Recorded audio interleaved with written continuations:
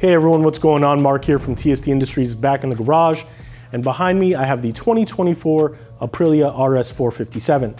And in this video, I will be guiding you through the installation process of our Elite-1 Fender Eliminator.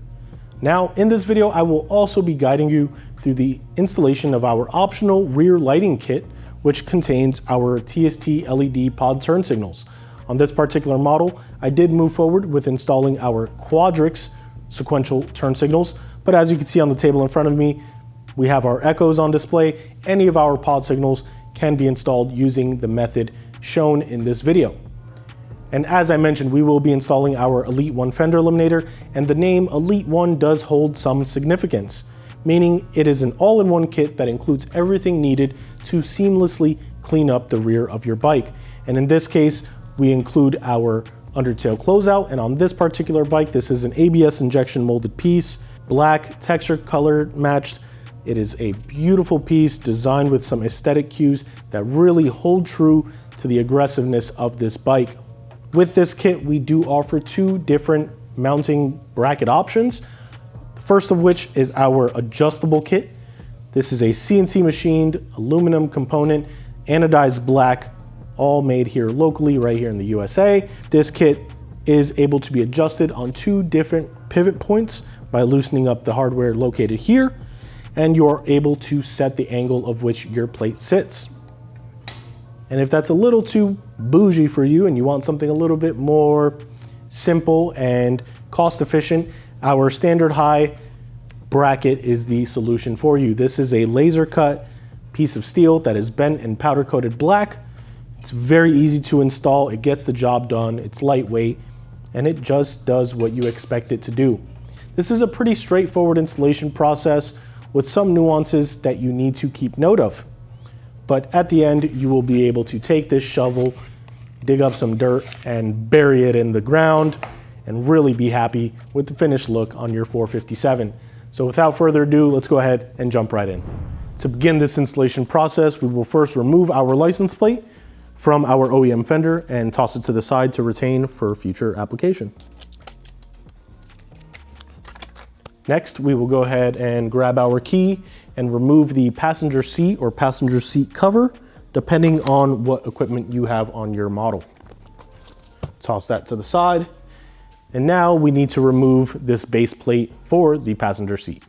Now there are 6 bolts on the top face of this support bracket that we need to remove. We have 5 of them located here. That's a 6mm hex bit, Allen key, whatever tool you would like to use. And then we have a small T25 Torx bit that is located right in the center. There are 2 off to the side as well. Do not remove those. So, as I mentioned, you can use a T-handle or an Allen key. What I like to do is break the bolts loose first and then use a tool. And you may need to apply some force, as these are factory tightened.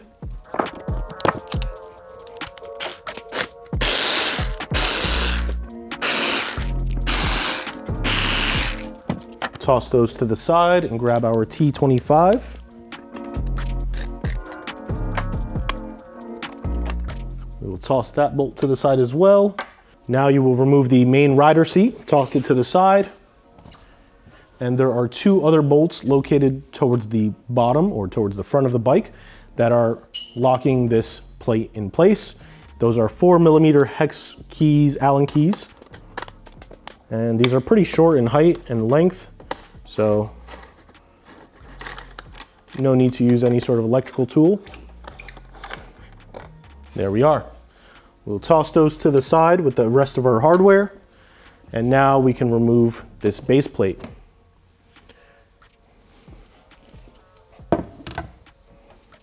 Now, as you can see, we have full access to the undertail of the bike. And you see a few different connections. The only connection we are going to worry about at this time is this 4-position connector that has 2 blue, a red, and a yellow wire. This is the connector housing that retains the functions for the signals and the license plate light. Now, the location of this on your particular model may be different. It may be up here or tossed to one of the sides. The owner of this machine has already gone ahead and done some work, so that is why it is located here at this point. We're gonna go ahead and press down on the locking tab and gently pull outward, separating the two. And we are just about ready to remove our fender from the undertail of the bike. And in order to do that, we have 3 bolts, all with nuts located inside the undertail compartment of this machine. So we have 2 towards the bottom and then the 1 up top. In order to remove these bolts, you will need a T30 hex bit for the bolt head side. And then you will need a 10mm socket or an open-ended wrench, whichever tool you prefer, to hold the nuts in place as you're removing the bolt. Now, it is important to note, while you are performing this removal, it is crucial you have some support on the OEM fender, as once you remove this hardware, the fender can just drop. So please make sure that you're supporting this. For that reason, I like to use a socket and a hand tool and just slowly remove them while providing support for the main fender arm. I will start with this main bolt located right in the center behind the tail light.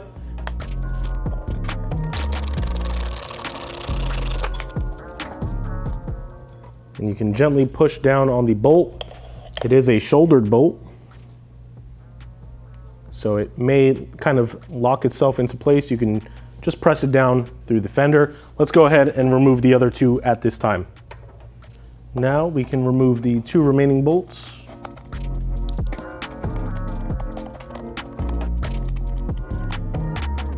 And we will not be reusing this OEM fender hardware, so you can put that in a safe space and retain it.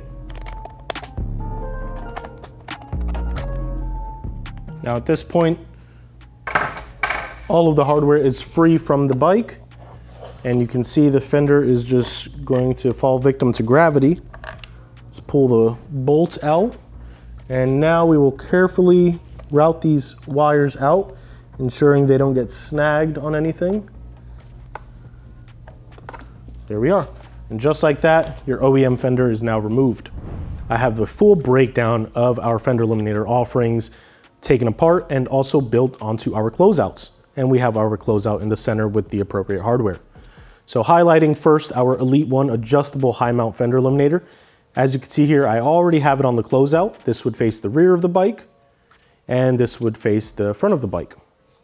We have our extension arms here, which give you a ton of adjustability, so you can pivot it on this axis as well as this axis to really fine tune the angle that your plate is set at. Now, it is important to note, you want to be careful of clearance with your tire as well as clearance with your tail light. If you are running a license plate light, it will sit on top of this bracket, so please just keep these things in mind as you are assembling this and tightening them down onto your bike.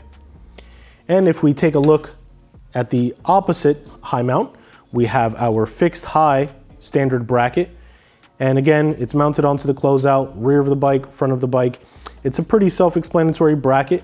We have it mounted in this orientation so that you have clearance with your keyhole if you need to be able to remove your passenger seat. So a few things to note as you're assembling these. Now, we can go ahead and assemble this kit and I can jump right into it. However, I do want to just highlight, if you plan on running a license plate light or turn signals, whether they be the stock ones or aftermarket, you will need to drill a hole into the closeout to route wires. As you can see on this demo unit I have here, the small pilot hole feature that we have designed into our closeout is actually already pre-drilled, and it will allow you to route your license plate light wires through the closeout. And as you can see, you're able to route it all the way through and have your license plate light secured, routed in a super clean fashion. But if you're running turn signals, that hole may not be large enough. So at this time, I'm gonna go ahead and cut to me actually showing you how we drill the holes on these closeouts for use of turn signals and a license plate light wire. It's important to note that it is super imperative you do this before you mount your brackets onto the closeout. So here we are on the table with our closeout in hand. Now, normally we always recommend drilling onto a piece of wood as it is the most sturdy and the safest drilling method. However, you have a brand new closeout, you probably don't want to get it all scratched up, especially as we will be drilling on the backside, which means the exposed face of the closeout will be against wood. Grab a piece of cardboard, and now we can focus on performing the modification. With our drill in hand, we are going to use a 3/16 drill bit. Now, as we look at this closeout, you will see a small pilot hole with a punch out in the center. Coincides in this area. If you go with this one, that's not a pilot hole. Do not drill into this hole without the punch out in the center, as you will end up here, and well, that's not really gonna do you any justice. So, you wanna go slowly, you wanna go carefully, ensuring that you are going in at a dead center orientation and you're not marring anything else up. If the drill begins to walk, you will have bigger issues. So we're gonna go very slowly. We're gonna rest into that pilot hole and just very, very slowly, we're gonna begin taking material away. And you can already see the bits of plastic working their way out. And the reason you wanna go slow is to prevent this from melting the material. Please make sure you're wearing proper safety equipment like goggles. And you can see here, I have a nice center hole. You have a little bit of material just from it puncturing through the face. You can just peel that off with your finger and you're left with a nice clean hole. Now, we started with a 3/16 drill bit. That is just large enough for you to route license plate light wiring, as I will demonstrate here.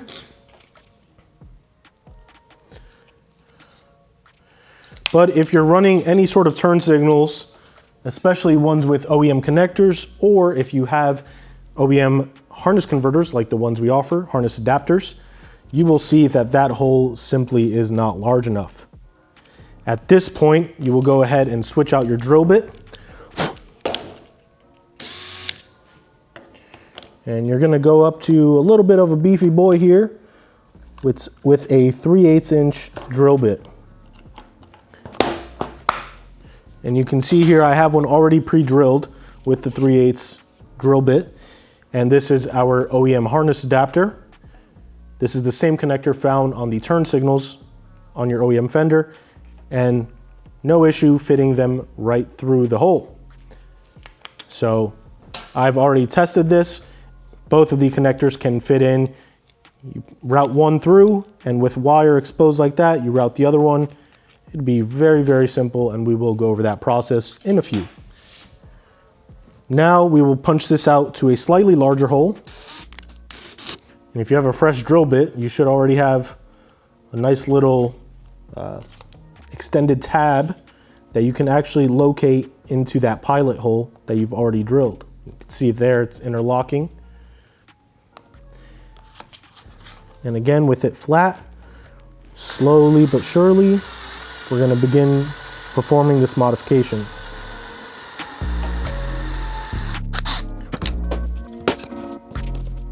And there you have it. Now, you have a much larger hole. You should be able to easily route this connector through, like so. And you can see that I am able to do that. If you need a little bit more wiggle room for whatever connectors you're trying to run through, or you just want that peace of mind, use the 3/8 drill bit. And what you can do is insert it and then just kind of walk it around a little bit, like so. Walk it around the edges. It'll take off a little bit more material without going up to the next drill size. And that should provide you with enough clearance to route virtually any connector that is found on this particular motorcycle. So now with this complete, we can continue the installation. All right, so with that out of the way, now we can focus on assembling our adjustable fender eliminator. Now, as you can see on this kit, we already went over the overall look, and it's nice to have as a reference, but you are not that lucky.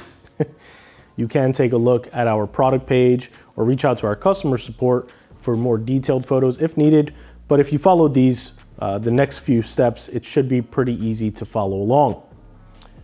So with our adjustable breakdown in front of me, along with our extension kit, we have quite a bit of hardware. First, we are going to focus on our flat bracket.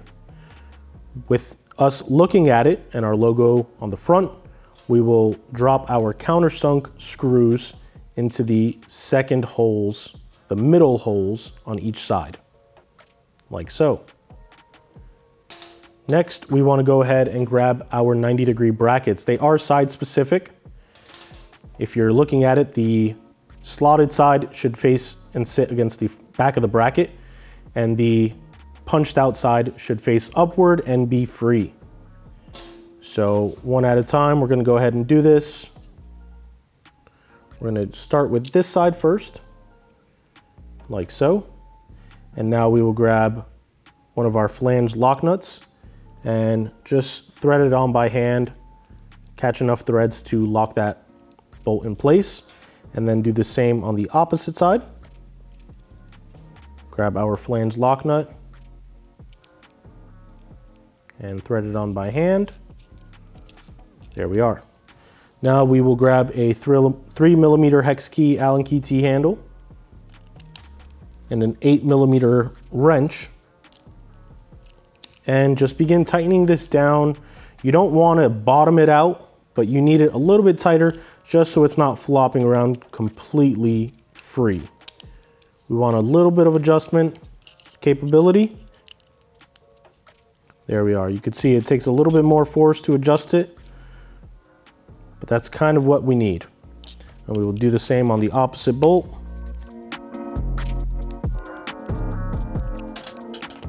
And you can see here, if you're looking at it from a side profile, these 90-degree brackets are flat against the back of the flat bracket, and we are angled in an upward fashion for the punched out sides. Now we will grab our extension arms, and we need these to be on the interface of the 90-degree brackets. And you can see there is a recess in here, and that interlocks perfectly onto the 90-degree brackets. So we're going to use that as a reference point. We're going to grab one of our button head screws, feed it through the outside, through both brackets, and then we will go ahead and grab one of our washers and one of the nylock locking nuts. Those are the only other nuts in this kit. And we are going to thread this on by hand. Once we catch a few threads of engagement, we'll hop on over to the other side.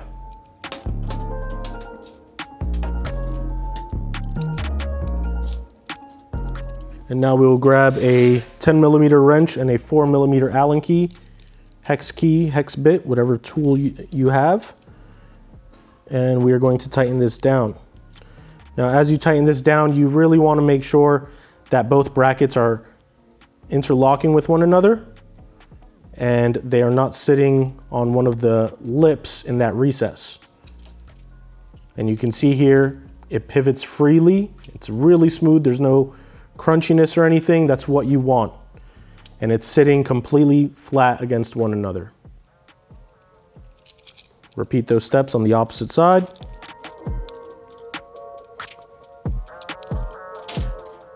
So now your assembly should look something like that. And if it doesn't, take a step back, rewatch, and see what went wrong. But we're just about at the finish line. So these are the next crucial steps.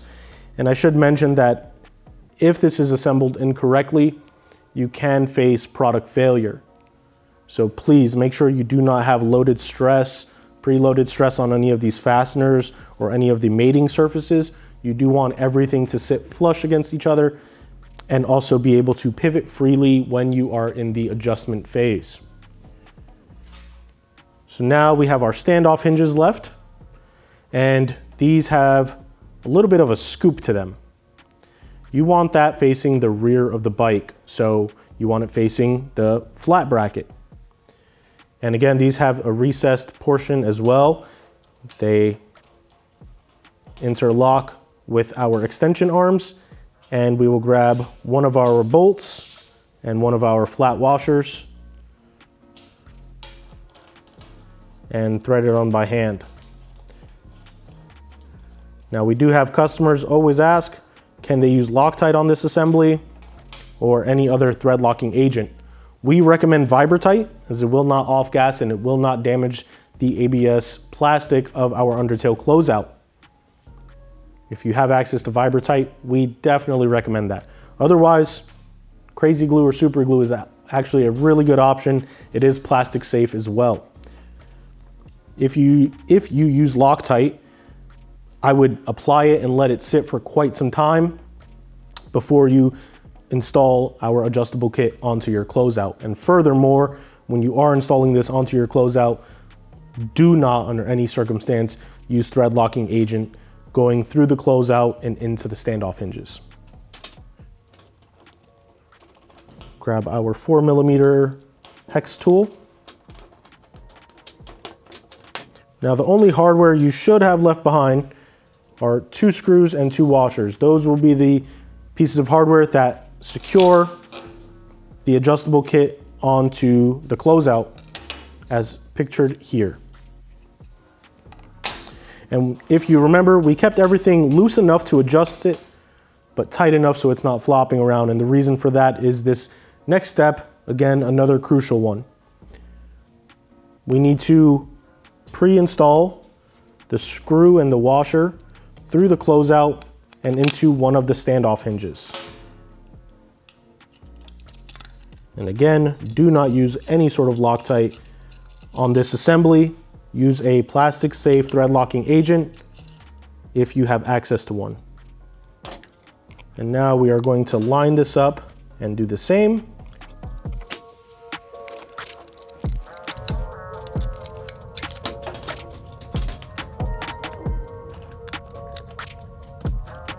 We're going to get as close to bottom out as we can.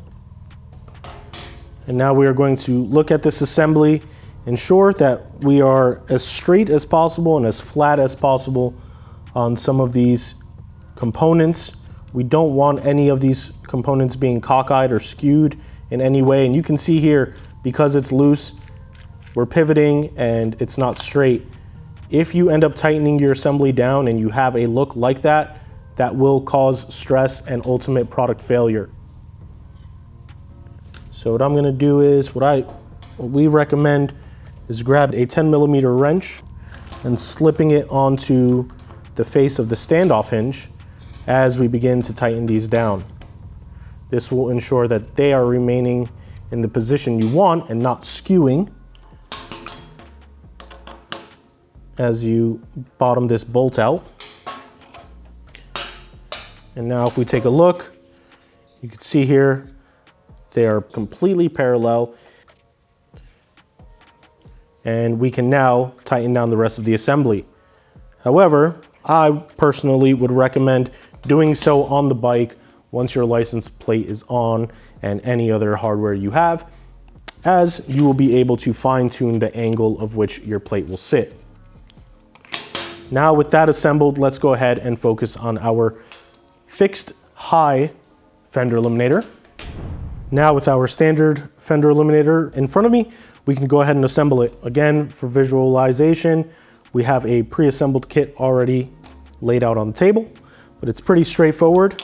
With the logo facing you, you ultimately want the bent side of the bracket facing that orientation. And we will do that by grabbing a bolt and one of the provided washers, feeding it through the bracket and then through the closeout. We will grab one of the nylock locking nuts and thread it on. Just enough to catch some threads, and then repeat those steps for the second bolt. And now before you begin tightening everything down, you want it to be centered. You can see that these holes are slotted. So you want to make sure that you are centered and happy in the position that you lock it in. And then we will grab a 4mm hex tool and a 10mm wrench. I'm going to hold the bracket and then tighten the fasteners while holding the bracket in place. And before I bottom it out, I'm going to hop over to the other fastener and do the same. And again, before I bottom it out completely, give it one final look, make any final adjustments. And just like that, we can now do our final tightening sequence.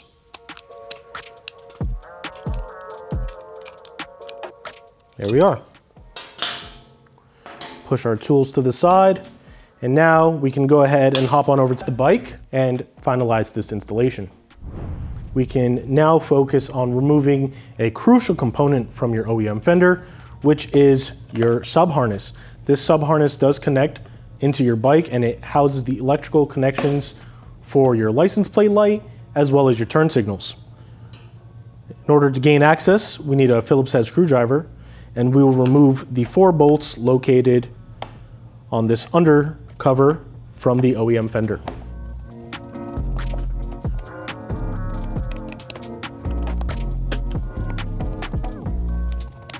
We will remove this cover, and now you can see we have our electrical connections going into this sub-harness. Now, the turn signal connection with the red tape should coincide with your right turn signal. And you can see it here. I'm going to disconnect these turn signal connections and then our license plate light connector. And the reason I make note of this designation is because, as you will see when I disconnect these, and when you're using our harness adapters, and if you're modifying your front turn signals, Aprilia has made the left and right turn signal connectors different. They are actually the mating components for one another. And on this particular setup, for the rear, the right turn signal is the one with the red tape.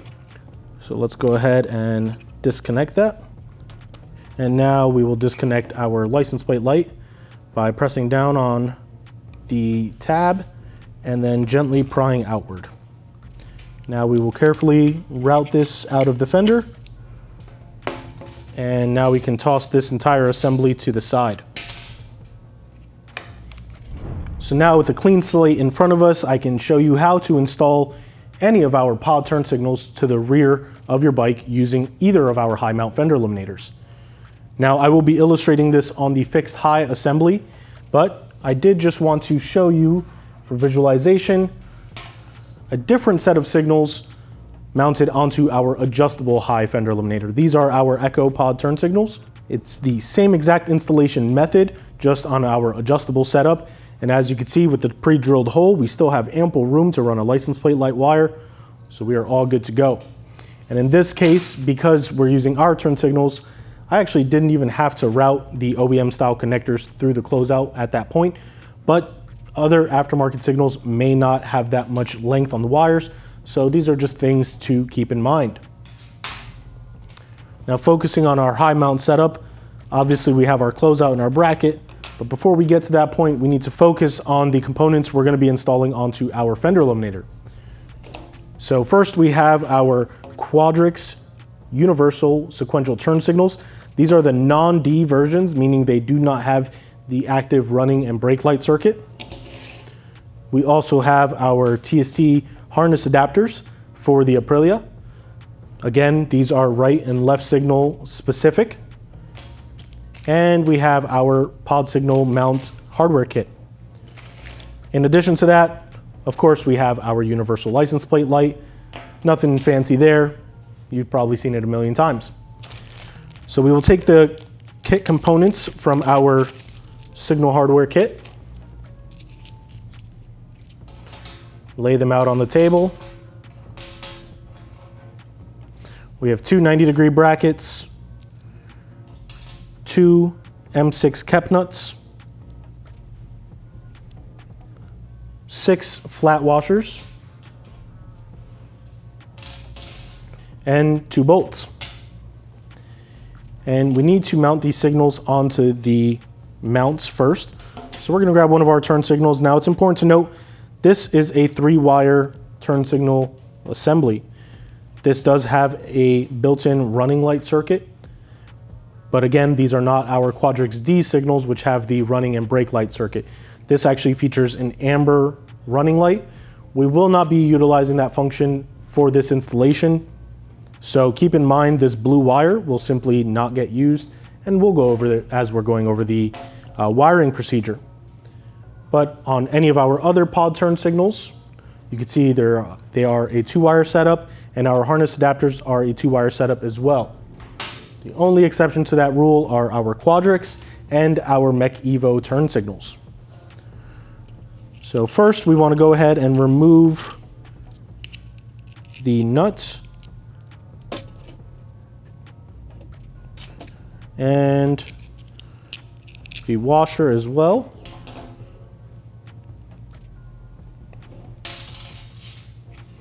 And we'll grab one of our 90-degree brackets, and you can see we have a long side and a short stubby side, and the long side does feature a short slotted out hole, whereas the short stubby side just has a punched out hole.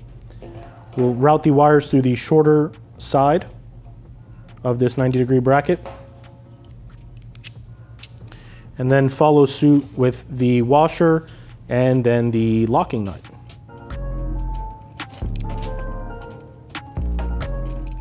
And we're gonna about bottom this out against the signal body.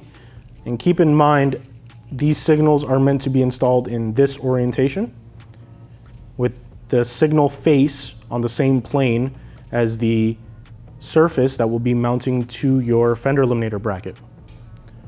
So that's pretty tight on there. And we will repeat the steps for the opposite side signal.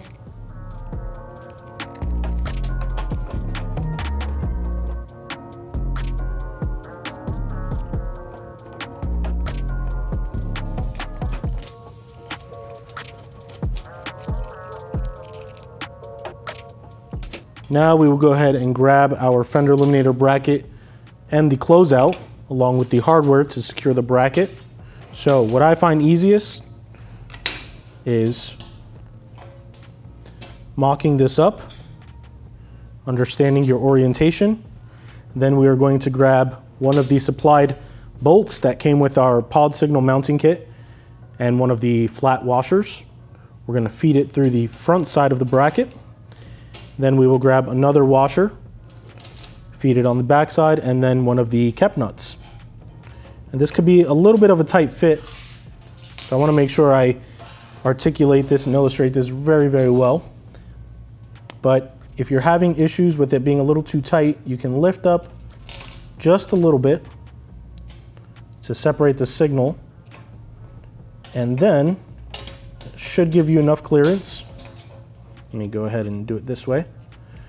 Doing it like this, and then just simply feeding the nut onto the bolt and catching a few threads.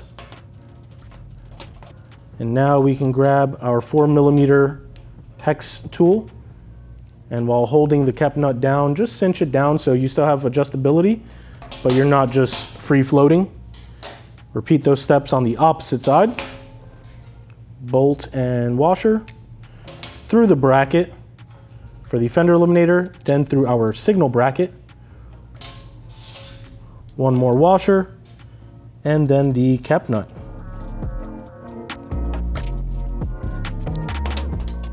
And we still have adjustability, but now we can focus on mounting this entire assembly to our closeout.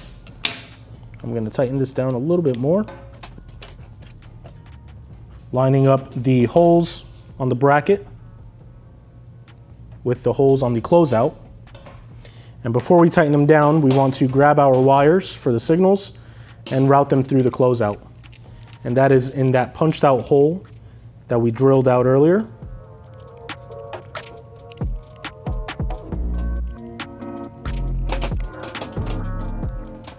Now with that in place, we're going to pull down a little bit, give us an ample amount of slack, and then we are going to line up the holes from the bracket and the closeout, grab the supplied hardware, And again, feed them through the bottom.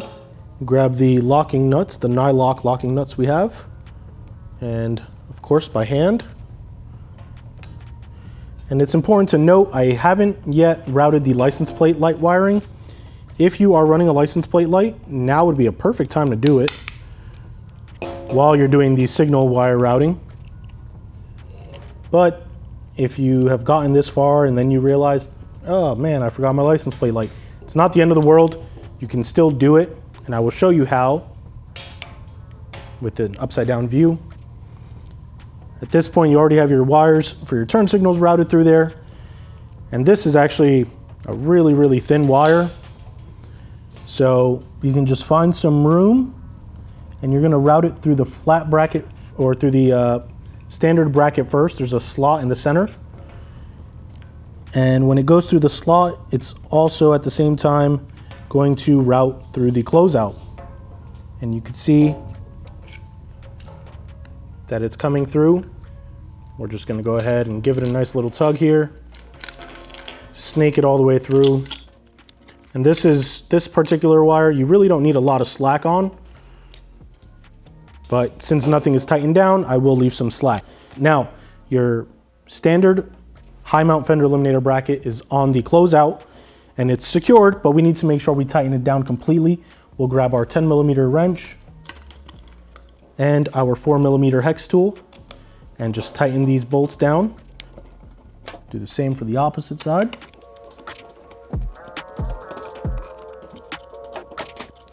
And now that we have everything tightened down, you can pull on the excess slack of your license plate light. And now you have successfully installed aftermarket turn signals and a license plate light onto our Elite-1 high mount Fender Eliminator. And again, just for visualization, you can see the difference between the two. If you're going with stalky pod turn signals, you can see the width of this kit does get pretty wide.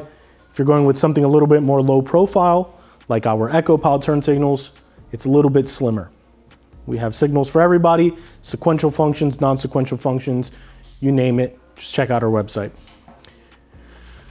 Now, after all that was done, the only thing we had left were 2 additional washers. They're optional washers. If you wish to stand off your signals a little bit further back, you can use them. I never really use them except on specific occasions, so I'm not gonna worry about them. Now, we still need to connect this to the bike, but before we do that, we need to connect them to our harness adapters and then to the bike. And as I mentioned, when we were taking apart the OEM Fender, we dictated that the connector on the OEM Sub-harness with the red tape coincided with the right turn signal when looking at the bike. So keep that in mind. We can look at this signal connector and we can very easily identify the mating component for it. So if you want to do that now, you can connect it now just as a failsafe. And now we can connect the right turn signal. And you do need to trace it down. I've identified these connectors as the right turn signal. So again, we're not using the blue wire. That is the running light circuit that we will not be utilizing. And it'll be yellow to brown and black to red. We're gonna push them in until you feel a nice little click. And then we're gonna slip our rubber sleeves over the connectors. This is a layer of security in order to prevent shorts.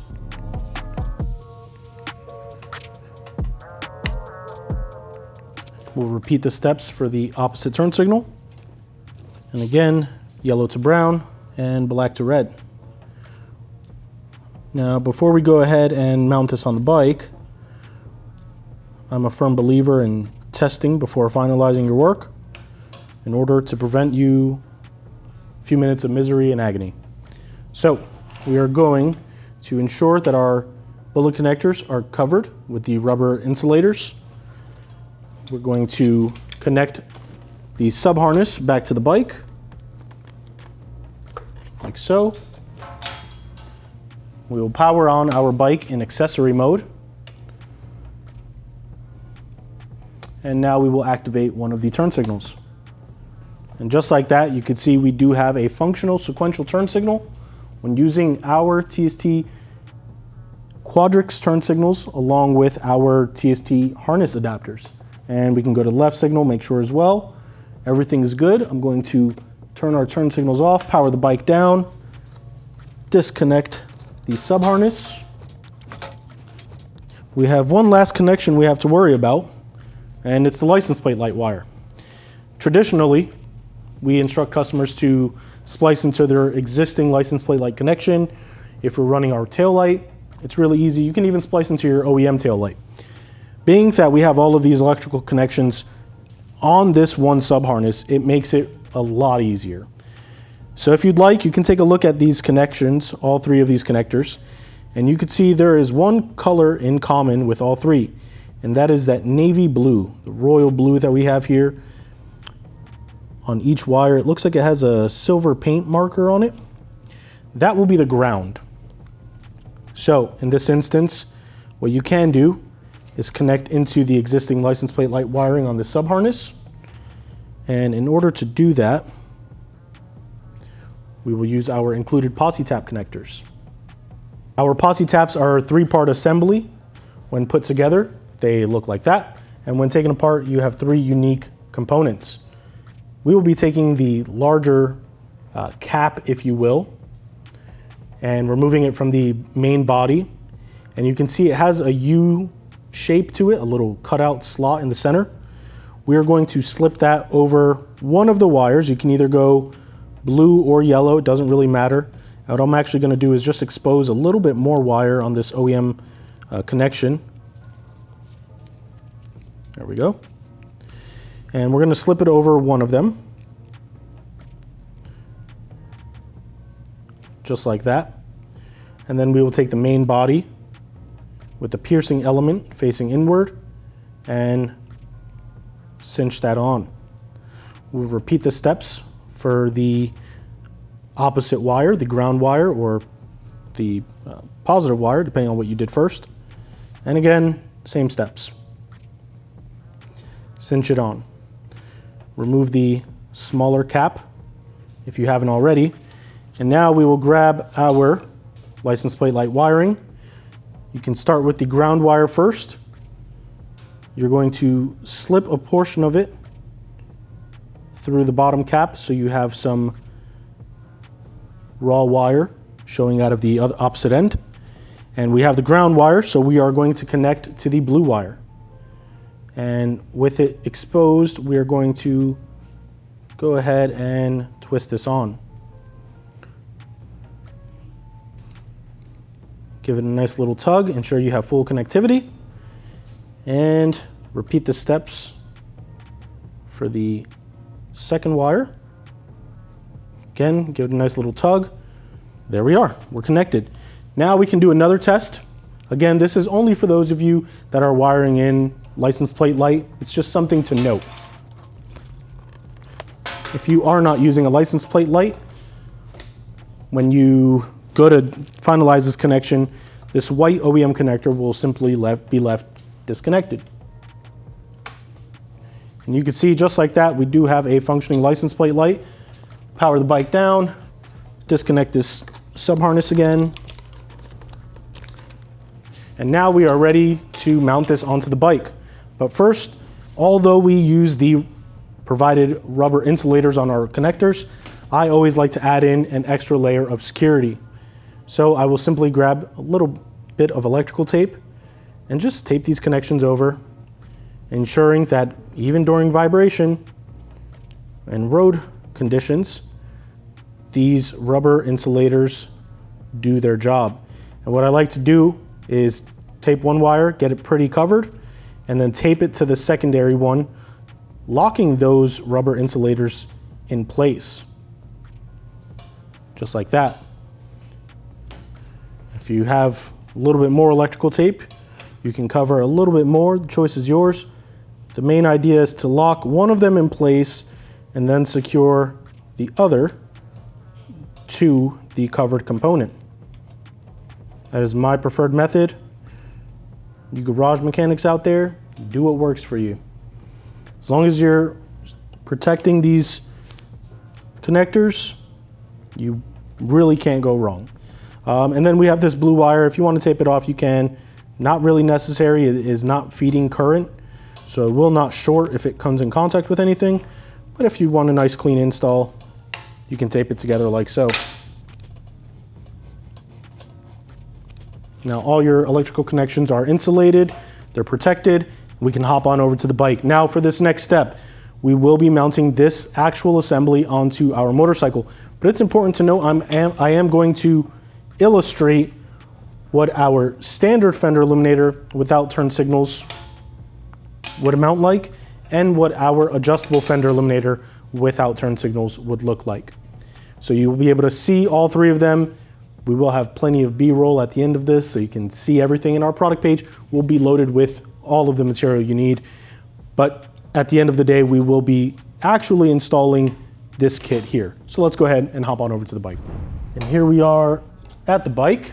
And just to give you a visualization of what each of these kits could look like, here we have our fixed high mount Fender Eliminator without any turn signal equipment or license plate light.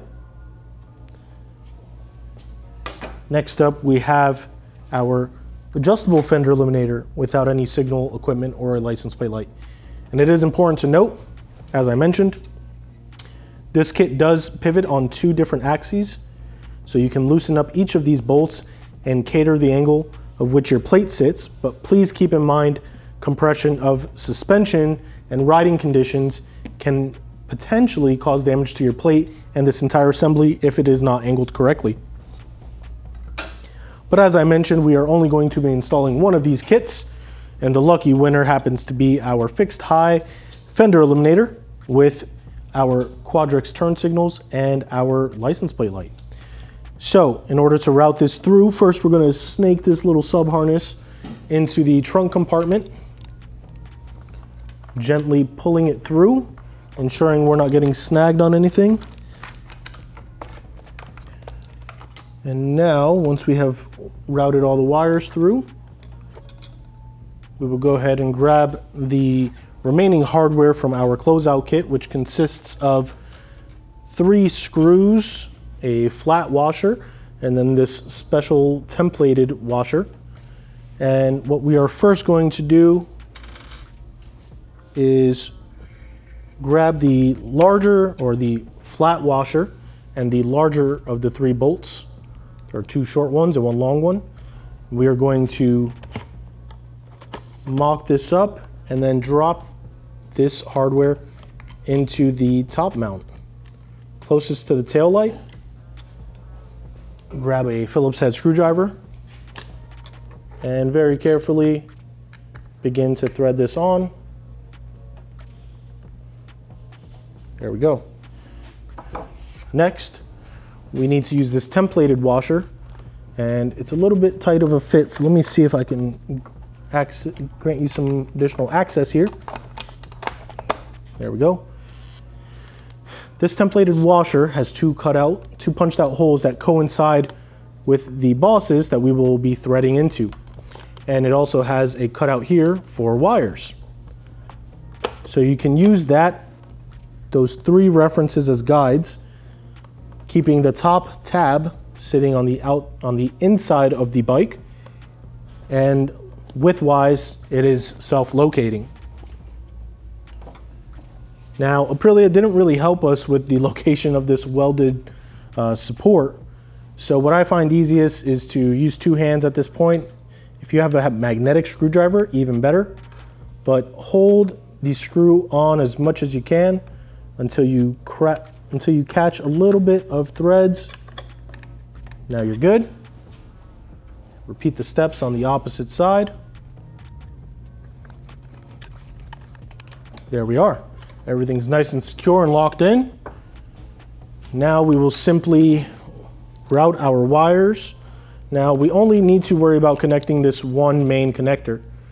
So if you have zip ties handy, like our reusable TST Industries zip ties available on our website, or if you have some zip ties or twist ties available, you can take this bundle of wires that you now have and just kind of cinch them together as much as possible and toss them to the side. I don't have zip ties readily available, so before I finalize this installation, I will clean it up how I prefer. but the choice will ultimately be yours. So I will not instruct you on the best practices for routing and bundling wires. At this point, we can simply begin the reassembly process, beginning with the main base plate. There we go. Start with these bottom 2 bolts with our 4mm hex tool. And if you can line these 2 up, you are golden all the way across the board. And it is important to note, these were all painted by the factory to ensure they weren't removed. When you remove them, unless you dictated where they were removed from, there's a very good chance you're never going to get them exactly where they were and how they were upon removal. So if you're a little OCD, that may be a problem. You may be chasing this down for a couple of minutes trying to figure it out. I managed to do it once, and then I realized it didn't matter. And what do I say? My cardinal rule: always tighten hardware at first by hand or with a hand tool, and then you can use an actual tool once you've ensured you are not cross-threaded. And then our Torx bolt with our T25 Torx bit. Now we will go ahead, use a ratchet to tighten everything down. Once you go bottom out, I go about another 1/4 to a 1/2 inch of a turn. And the 4 mils. Can now put on our main rider seat. And now we have our passenger seat or seat cowl, depending on what equipment you are using. Now, before we finalize this installation, we still need to reinstall our license plate. And if you recall, we would be using those mounts. So what we're going to do at this point is just remove one side at a time. It seems a little bit more intimidating than what it really is. And if you're careful enough and have enough patience, you can do this without any issues. So while holding the washer and the nut on the back side, we are going to feed the front washer and bolts through the plate and right back in place. Repeat those steps on the opposite side.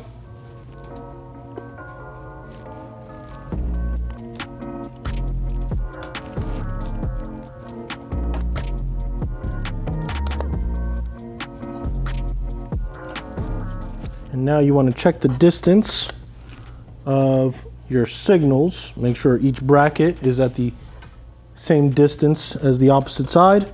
Grab your 10mm wrench. Tighten this piece of the assembly down.